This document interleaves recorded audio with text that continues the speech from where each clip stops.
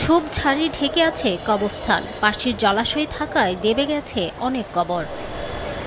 ১৯৭৫ সালে ঝালকাঠির শহরের সরকারি কলেজ সড়কে নির্মাণ করা হয় পৌর কবরস্থান। স্থান সংকুলান না হওয়ায় ২০২০ সালে তার পাশেই আরও দুটি কবরস্থান নির্মাণ করে পৌর কর্তৃপক্ষ। তবে রক্ষণাবেক্ষণ না করায় বেহাল দশা, মাটি দেবে যাচ্ছে কবরগুলোর। বেশিরভাগ জায়গা জঙ্গলে পরিণত হয়েছে, পুকুরের পাশের বেশিরভাগ কবর ধসে গেছে। এতে ক্ষুব্ধ এলাকাবাসী। আমার বাবা মার কবরই ১.৫ লক্ষ টাকা নিয়েছে।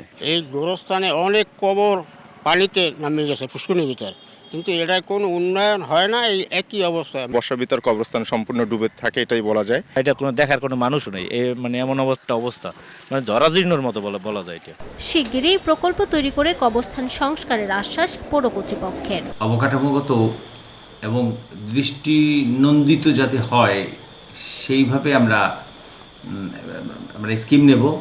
ঝালকাঠি পৌরসভা তথ্য মতে প্রথম কবরস্থানে অন্তত ৮০,০০০ ও পরের দুটি কবরস্থানে অন্তত ৩,০০০ মানুষের দাফন করা হয়েছে। সময় সংবাদ, ঝালকাঠি।